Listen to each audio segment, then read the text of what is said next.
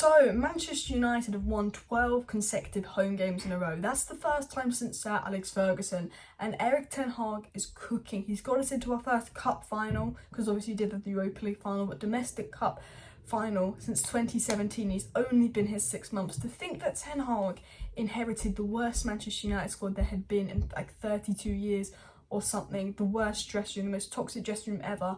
You know, basically this is the first time today we saw Sancho, Rashford and Martial on the pitch since pre-season for United, because of how much injury trouble we've had in attack, how many injury troubles we've had. Not even had his first choice front three all season, has us in a cup final, has us very comfortable with top four, having played the two top teams twice, having had the hardest fixtures that they've won, is incredible. Not only are we going to talk about today's win over Nottingham Forest, the front three, Sancho, Bruno, Rashford, my thoughts on the game, Garnacho and all of that. We're also going to talk about Dusan Vlahovic, the story coming out that Manchester United preparing to make a big money offer for Juventus star Dusan Vlahovic. We will talk about that towards the end of the video, but I do want to focus on the game and then I'll get into the summer transfer news because that's a long time away. But let's get into it.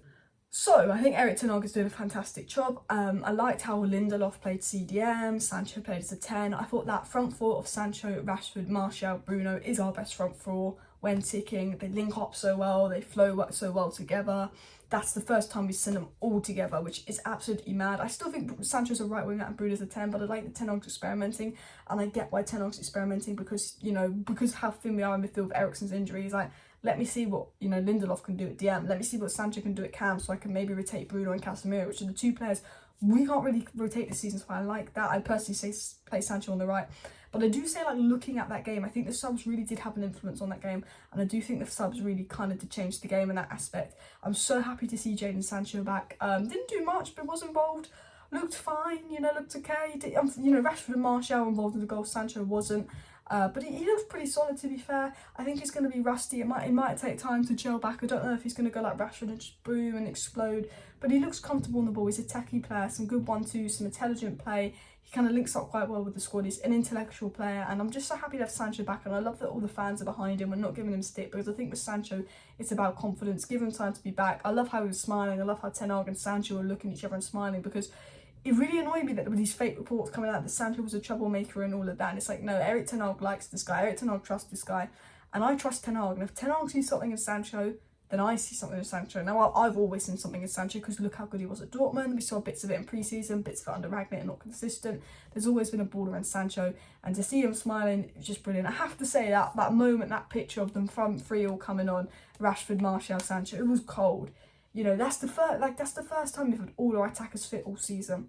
All of our attackers fit. We've got to have those three players on the bench. First time we've actually had a bench that was a threat all season, and that bench made the impact. Those subs made the impact. I liked Garnacho. I liked that he's direct. I thought it was unlucky not to get a goal. I think he was over trying at times, to make things happen, and you know, he's got that bit of rust in him. But I like Garnacho and all of that. I like Anthony and his involvement, but nothing really happened until Rashford came on.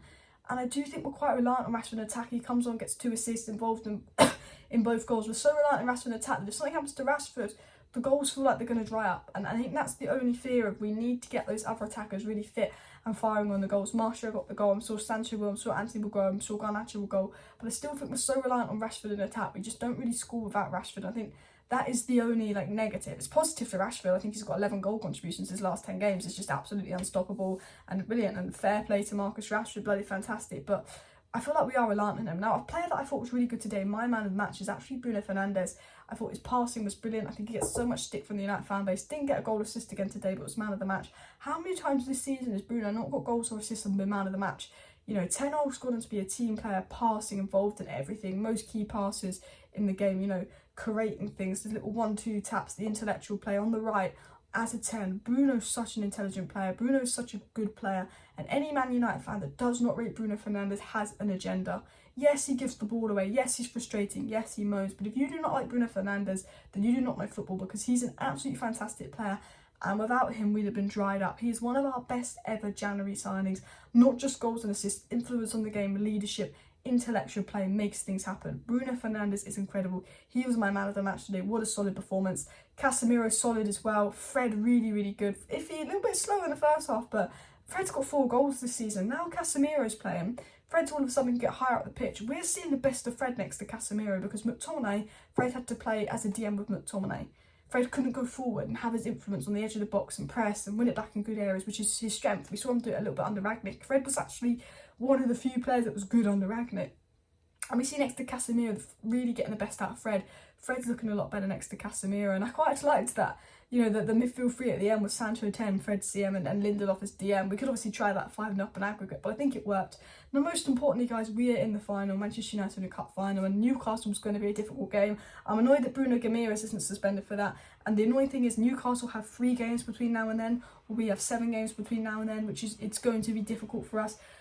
You know, let's gotta hope some no injuries. Let's hope Sabitzer fits the right way. Let's hope Sancho, you know, doesn't need too much time to get up to speed and up to sharpness. Let's hope there's no more injuries. I'm sure Martial will be injured tomorrow. But we are in the final. It's a difficult game. It's going to be a really difficult game, but it's going to feel so good if we can win a trophy. And let's hope we win that trophy. You know, we can't celebrate yet. We haven't won that trophy yet, but this is probably our, I say, easiest chance. Newcastle are above us in the league and they've got less games. And I think, in a weird way, Newcastle could almost be the favourites going into this because they're above us in the league. They've got less games. I don't know, maybe they are. You know, it's not going to be easy at all. But if we can win that trophy, it does so much for the mentality. Even Ten Hag said it himself, it's not just about, you know, winning the game, it's about winning the trophy. The mentality of winning one trophy kind of gives your squad a new boost. It shows that you're a squad that's won something. It does a lot for confidence going forward. And I think, you know, we haven't won a trophy in so long, we need to win a trophy. So it's so nice to see us in the final as well. I have to say as well, I think if we look at the game, we were very much in control of that game throughout the whole way out. Was it boring? Yes. Did it feel like a bit of a waste of time at moments? Yeah, sometimes I was like, fucking hell, I'm bored, like, let's make some things happen. Like, yeah, like, it wasn't the most exciting, amazing game we've had all season, but we were so much in control. I think we had like 77% possession. We had like all the shots. I mean, their Surridge player missed an open goal and blocked their shot, so maybe on a different day it could have been 2-2 if that player was any good. And you know, the quality between us and Forest was there. It was very much on show. And I will say that one thing about United is we do have a better squad than Nottingham Forest. We should comfortably beat them, and there wasn't much rotation. And people complain about the lack of rotation, but McTominay's injured. You know, there's no one that can play in Casemiro's position. Kobe Mainer's a CM, not a DM, and he's young. And Lindelof, that's just an experiment. Bruno, Sabitzer could register in time. Eriksen's injured, Donny's injured.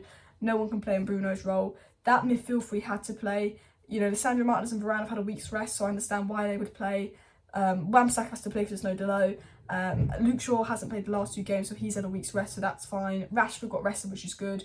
Anthony, I think you can't really start Sancho because, yeah. And then Wout has played because you want to start Martial because, yeah. So I think in a weird way, I look at Ten Hag's lineup, I'm like, he's fine, he got it all right. You know, I thought Wout's really good at linking up play. Wout's really good at involvement in linking up play. I like that Garnacho's direct. I have to say, the referee, shocking. We should have had a penalty. Absolutely should have had a penalty on Wout Weghorst. I don't know what Man United need to do to get a penalty, but since Klopp, was it Klopp that made that comment that we get all these penalties? We get nothing. Like, generally, someone could strangle our player in the box and punch him in the face, and you know, and they probably give them a free kick. Never get a penalty. But I do want to get into some transfer news actually, because we know, as we spoke about in the video earlier, Manchester United looking to sign a midfielder, goalkeeper and striker in summer. Osimhen would be ideal, but it's going to be 130 million. Kane might sign a contract at Tottenham. Sesko could be difficult because he's going to RB Leipzig.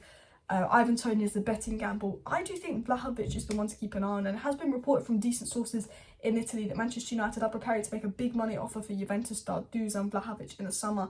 This is one to keep an eye on. He said United could be preparing a big offer and that they could get him for 70 million in the summer, which is obviously a gettable price for United in comparison to other signings. You know, Anthony was 80 million. We need a striker. We know the majority of our budget is going to be going on that big striker signing that Manchester United desperately need.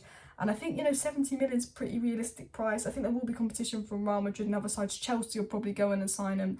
But apparently if Chelsea don't get top 4, there could be an FFP issues. But they found a loophole. That's business, and fair play to Chelsea. But anyway, smash a like, smash a subscribe. Let me know your thoughts on Vlahovic in the summer.